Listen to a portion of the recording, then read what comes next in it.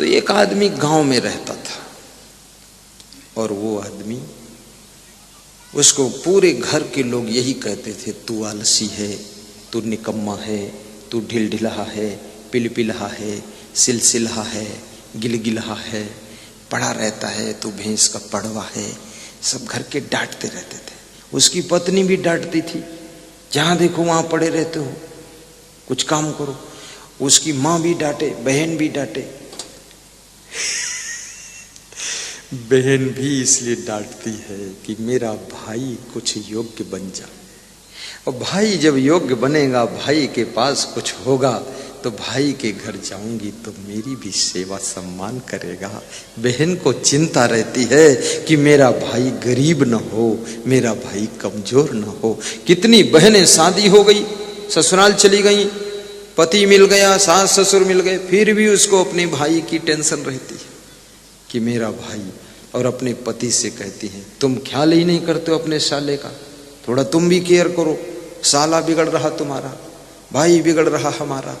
जो मेरा भाई है वो तेरा साला है, और साला को ना सुधार सके वो साला कैसा है।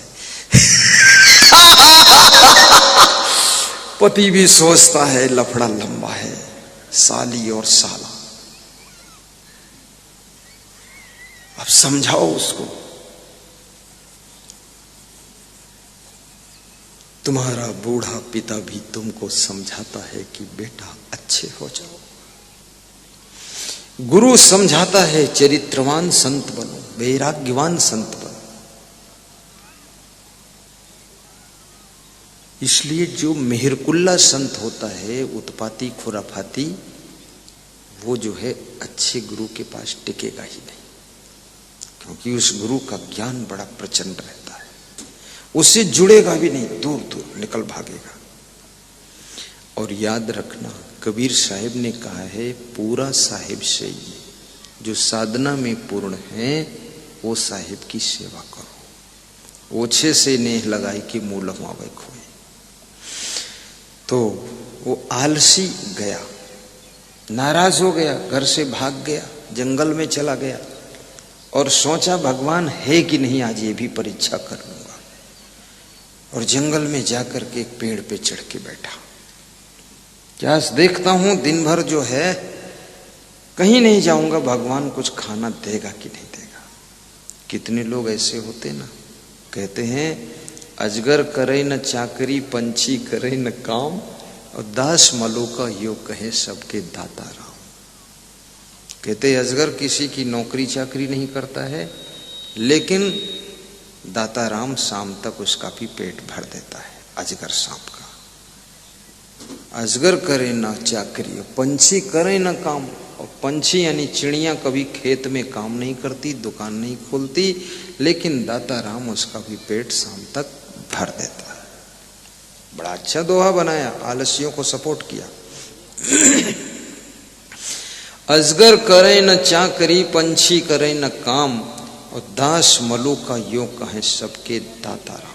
वो आलसी नाराज होकर पेड़ के ऊपर चढ़कर बैठा और बोला, अगर सबके दाता राम हैं तो मैं आप देखता हूं मुझे ये दाता राम क्या खिलाएंगे।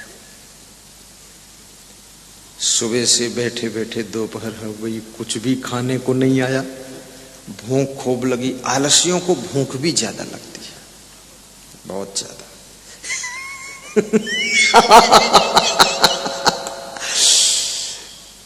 दोपहर बीत गया, कोई खाना भी नहीं लाया, चाय भी नहीं, नाश्ता भी नहीं। तो उसने देखा अचानक लोमड़ियों का झुंड आया है। बात समझना, मजेदार है। लोमड़ी, लोमड़ी जानते हो? हैं? ना जानते हो तो जानकारी कहीं अलग करना, मुझे नहीं मालूम लोमड़ी को दूसरा क्या बोलते। लोमड़ी का झुंड आया, 100-150 लोमड़ी आ गई, उसी पेड़ के नीचे इधर उधर घूम रही थी। और लोमड़ी 10 मिनट से घूम रही थी। कोई लोमड़ी बैठी थी, कोई खड़ी थी, कोई उछल रही थी, कोई कूद रही थी। और इसी बीच में कूद करके एक शेर आ गया दौड़कर। शेर तो लोमड़ी को मारकर खा जाता है। जब शेर आया, शेर को देखते ही सभी लोमड़ियां आनन फानन सब भाग गई। एक लोमड़ी नहीं भागी, वो वहीं खड़ी रही, क्योंकि वो लोमड़ी लंगड़ी थी, उसकी टांग टूटी थी, वो भाग नहीं पाती थी। अगर टांग ठीक होती तो वो भी भाग जाती। भागना भी एक कला है। जहां देखो खतरा तादाद से ज्यादा है तो भाग जाया करो। कृष्ण भगवान ने जब जरासंध से युद्ध किया, खतरा बढ़ता ही चला गया, तो कृष्ण भगवान रण मैदान छोड़कर यूपी से गुजरात भाग गए थे। भगवान ने भागना सिखाया है। अगर तुम्हें लगे सनोखर में ज्यादा खतरा है तो यहां से भागकर साहिबगंज चले जाओ। सब जगह भागना भी नहीं चाहिए। नाना अंगद जैसा पांव अड़ा देना चाहिए। कभी अंगद बन जाओ, कभी कृष्ण बनकर रणछोड़ हो जाओ। और जब वो लोमड़ी नहीं भाग सकी, कहानी यही तो है ना। लंगड़ी थी लोमड़ी, टांग टूटी थी लोमड़ी की, तो लोमड़ी वहीं लंगड़ा रही है और भाग नहीं सकी। और शेर आ गया, सब लोमड़ियां भाग गईं, और पेड़ के ऊपर बैठा हुआ आलसी व्यक्ति देख रहा है। उसके भी होश उड़ गए कि सबके दाता राम, ये दाता राम शेर बनकर आया है, कहीं पेड़ पर न चढ़े जो हमको पूरा अंतिम राम कर दे। वो भी डर गया। आलसी ज्यादा संकट में पड़ता है, क्योंकि वो फोकट का चाहता सब मिल जाए। शेर दौड़ा, झपटा और उस लोमड़ी के पास में कूद कर आ गया, जो लंगड़ी लोमड़ी थी, बम बम जी। और उस लोमड़ी के पास में पहले से वो शेर अपने मुंह में 1 किलो का मांस का टुकड़ा लेकर आया था, और उस लोमड़ी के पास में रख दिया, और शेर चुपचाप चला गया। तब उसको पता चला कि सबके दाता राम, लोमड़ी उस मांस के टुकड़े को खा रही है, पूंछ हिला रही है। सोचता है वो आलसी आदमी कि शेर तो लोमड़ी को खा जाता है, लेकिन ये कैसा शेर और ये कैसी लोमड़ी, इसका कैसा रिश्ता, कैसा प्रेम, जो शेर उसके लिए मांस का टुकड़ा 1 किलो का छोड़ कर गया खाने के लिए। बहुत बड़ी बात हो गई। शाम होने लगी, कोई भोजन नहीं लाया उसके लिए, कुछ नहीं। अब उसने सोचा, उसकी हिम्मत बढ़ गई कि जब लोमड़ी के लिए खाने का मांस शेर दे सकता है, तो मेरे लिए भी तो कोई दे सकता है। वो गांव में आया तो उसी गांव के किनारे गंगा जी थी। गंगा के किनारे एक साधु आश्रम बनाकर कोई बाबा जी रहते थे। बाबा लोगों में भी बड़े महान बाबा छिपे होते हैं। अगर वे कह दें जाओ तुमको ये भला होगा तो हो जाएगा। तो बाबा के पास गया और बाबा से बोला, बाबा ये बताओ, तुम लोग सब भजन सुनाते हो, प्रवचन सुनाते हो कि अजगर करे न चाकरी, पंछी करे न काम, और दास मलू का यूं कहे सबके दाता राम। तो बाबा आज मैं सुबह से भूखा हूं और ये दाता राम ने हमको तो कुछ दिए ही नहीं, हम तो शाम तक भूखों मर मिटे। और फिर वो कहानी सुनाया कि मैं जंगल में गया, पेड़ पर बैठा, शेर आ गया, लोमड़ियां भाग गई, एक लंगड़ी लोमड़ी रह गई, शेर ने मांस का टुकड़ा उसको दिया, वो खाई, तो हमको क्यों नहीं मिला? दाता राम ने हमारा ख्याल क्यों नहीं किया?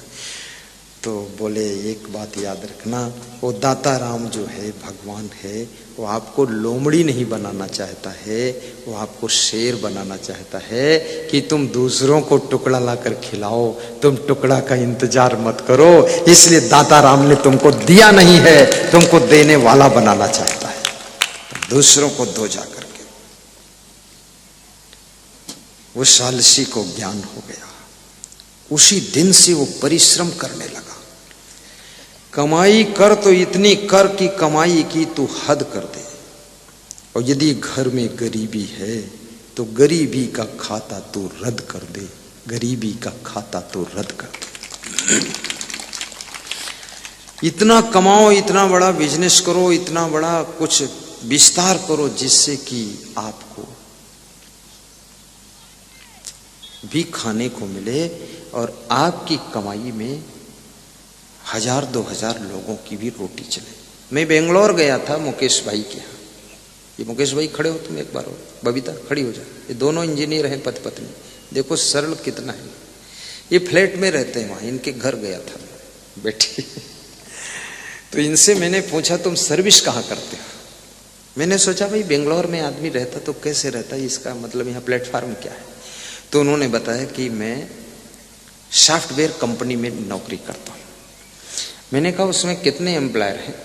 तो आपने बताया उसमें 4 लाख लोग नौकरी करते हैं। तो हमने कहा किसका है वो कंपनी? बोले टाटा जी का है। तो मैंने कहा 4 लाख? बोले नहीं, एक दूसरी और कंपनी उनकी है सॉफ्टवेयर की, वहां भी 4-5 लाख लोग सर्विस करते हैं। टाटा ने इतना बड़ा काम किया है कि सॉफ्टवेयर कंपनी में लगभग 8 लाख परिवारों का पालन पोषण चल रहा है। उनके पास भी कार है और टाटा के पास भी कार है। देखिए, ऐसा काम करो जो तुम्हारे काम के बीच में कम से कम सैकड़ों हजारों परिवार भी पलने चाहिए। अपनी रोटी का प्रबंध नहीं कर सके, ये इंसान का धर्म नहीं है। हजारों की रोटी का प्रबंध करो, उसे ही महान कहा जाता है।